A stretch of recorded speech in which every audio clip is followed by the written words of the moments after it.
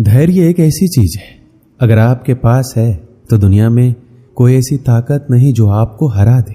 अक्सर लोग धैर्य ना रखने की वजह से हार जाते हैं। अगर आप सोचते हैं कि हार मान लेने से आप जीवन में आने वाली परेशानियों से बच जाएंगे, तो ऐसा कभी नहीं हो सकता, क्योंकि परेशानी जीत का दूसरा पहलू है और इससे बचा नहीं जा सकता, बल्कि इसका सामना करके जीत हासिल किया जा सकता है।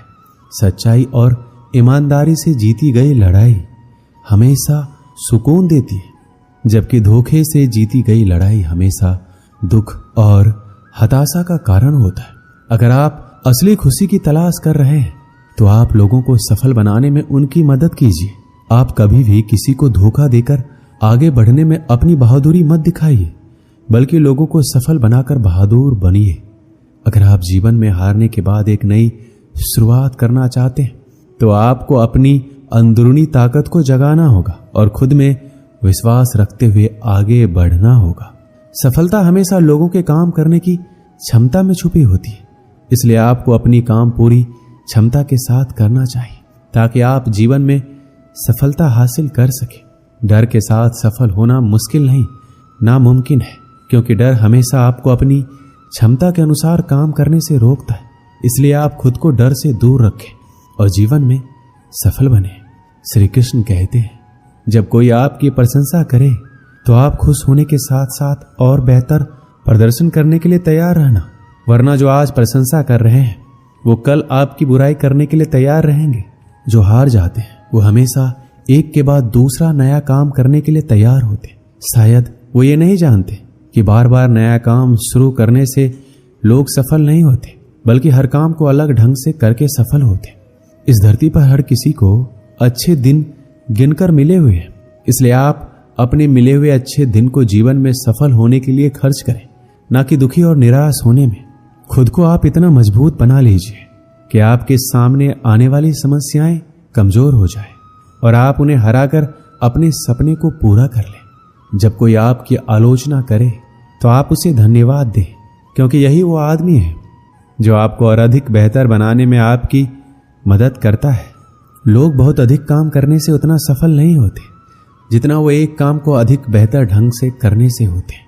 यदि आप सफल होने के लिए प्रयास कर रहे हैं तो आपको शिकायत ना करने का संकल्प लेना होगा, क्योंकि शिकायत करने वाले कभी सफल नहीं होते। यदि आप किसी लक्ष्य को पाने के लिए आगे बढ़ रहे हैं तो लोग आपसे बार बार कह रहे हैं आपसे ये नहीं होगा, और आपको इससे कोई फर्क नहीं पड़ने वाला जब तक आप खुद से ना बोलें कि आपसे ये नहीं होगा। यदि आप जीवन में एक बड़ी सफलता हासिल करना चाहते हैं तो आपको हमेशा इस बात पर विश्वास बनाए रखना होगा कि आपको तब तक कोई नहीं हरा सकता जब तक आप खुद नहीं हारना चाहेंगे। हारे हुए आदमी को दया और करुणा की आवश्यकता नहीं होती, बल्कि उसे अच्छे सलाह की आवश्यकता होती है, क्योंकि आप कभी भी हारे हुए आदमी के लिए दया और करुणा की भावना ना रखें, उसे अच्छा सलाह दें। अगर आपका वक्त खराब चल रहा है तो आपको दुखी और निराश होने के बजाय इस बात पर ध्यान देना चाहिए कि आपका वक्त अच्छा कैसे होगा और आपको इसके लिए क्या क्या करना होगा। तन का हारा आदमी आज नहीं तो कल जीत जाएगा, पर मन का हारा आदमी कभी नहीं जीत सकता। इसलिए अपने मन को इतना मजबूत बनाइए कि लाख मुसीबतों के बाद भी डटकर खड़ा रह सके। श्री कृष्ण कहते हैं, दूसरों को समझने की कोशिश करेंगे तो आप कभी भी नहीं समझ पाएंगे। यदि खुद को समझने की कोशिश करते हैं तो आप खुद को और दूसरों को भी आसानी से समझ सकते हैं। इसलिए दूसरों को समझने से अच्छा है खुद को समझा जाए। गरीब उसे नहीं कहते जिसके पास पैसा नहीं होता, गरीब तो उसे कहते हैं जिसके पास अच्छे विचार और व्यवहार नहीं होते। इसलिए अगर आप अमीर बनना चाहते हैं तो आप अपने विचारों और व्यवहारों पर ध्यान दीजिए।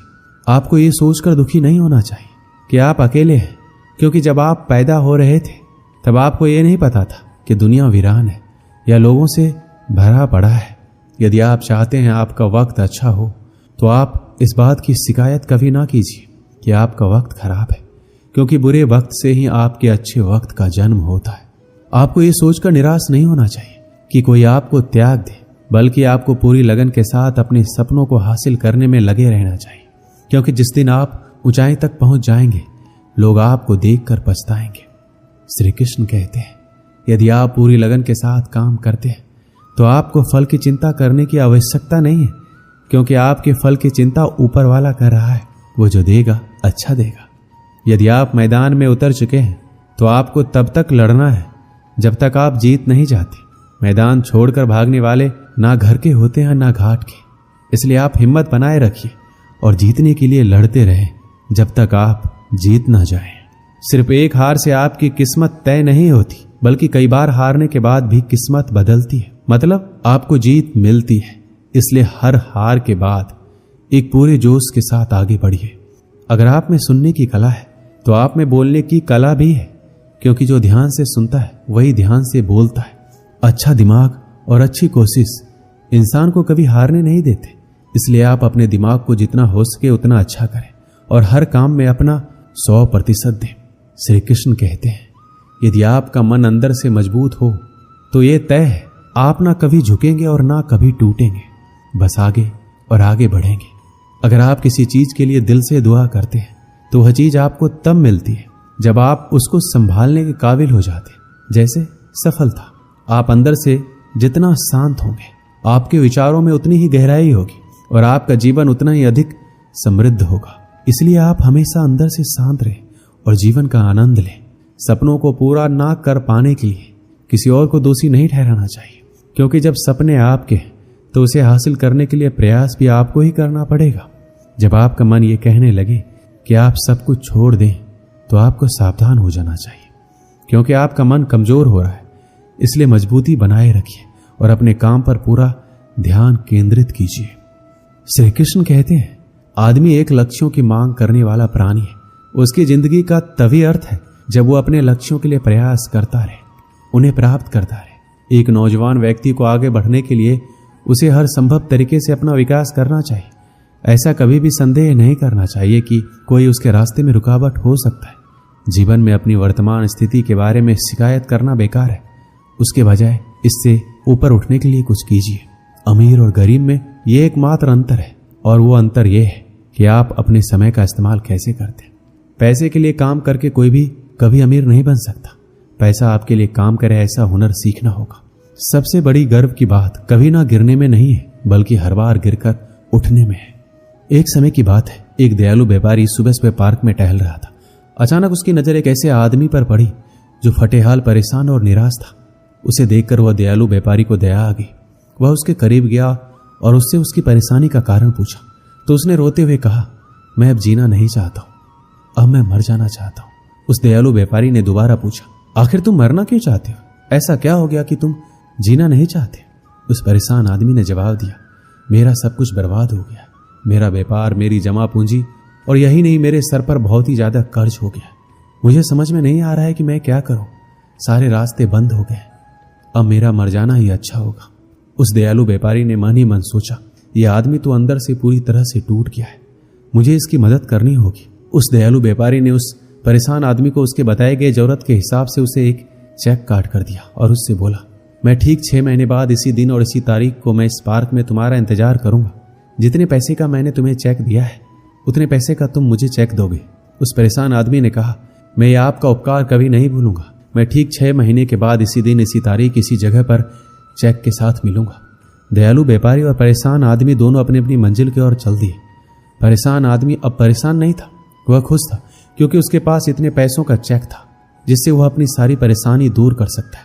अब चेक बजाने की बारी आई तो परेशान आदमी ने खुद को समझाना शुरू किया, मैं इस चेक को नहीं बजाऊंगा, मैं इसे सुरक्षित तरीके से अलमारी में रख देता हूं और एक बार फिर मैं पूरे जोश के साथ बर्बाद हुए बिजनेस को खड़ा करने का प्रयास करता हूं। अगर नहीं हो पाया तो चेक अलमारी में ही रहेगा, इसे बजाकर मैं अपना सारा कर्ज उतार दूंगा।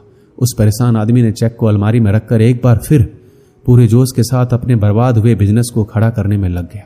वह दिन रात कड़ी मेहनत करने के बाद अपने बिजनेस को धीरे धीरे आगे बढ़ाने लगा। लगभग 3 ही महीने बीते होंगे कि उसका बर्बाद हो चुका बिजनेस अब फिर से दौड़ने लगा। उसने बिजनेस की कमाई से अपना सारा कर्ज चुकता कर दिया। वह अब अमीर हो चुका था, उसके पास किसी चीज की कमी नहीं थी। उसे अलमारी में रखे चेक को बजाने की जरूरत ही नहीं पड़ी। जब चेक लौटाने का समय आया तो वह दयालु व्यापारी को चेक लौटाने निकल पड़ा, जो उसका पार्क में इंतजार कर रहा था। उस दयालु व्यापारी ने उस परेशान आदमी को सूट बूट में देखकर पहचान नहीं पाया। जब वह परेशान आदमी उस दयालु व्यापारी के पास आया तो उसे अच्छे से पहचान लिया। परेशान आदमी अब अमीर हो चुका था। उसने उस दयालु व्यापारी को चेक लौटाते हुए कहा, मुझे इसकी जरूरत नहीं पड़ी। तब दयालु व्यापारी ने कहा, वैसे ये चेक किसी काम का नहीं है, ये एक नकली चेक है। मैंने इसे तुम्हें सिर्फ 2 पल की और जिंदगी मिल जाए इसलिए दिया था। जब ये बात उस परेशान आदमी ने सुना जो अब अमीर हो चुका था, तो उसके पैरों तले जमीन खिसक गई। वो ये सोचकर हैरान था कि अगर वो खुद पर विश्वास करके पूरे जोश के साथ प्रयास ना किया होता तो उसका क्या होता। सोचो, खुद पर विश्वास और लगातार प्रयास से बर्बाद हुए जीवन को भी एक बार फिर से सफल बनाया जा सकता है। दोस्तों, इस वीडियो में बस इतना ही। मिलते हैं अगली वीडियो में। अपना ख्याल रखिएगा। जय श्री कृष्ण।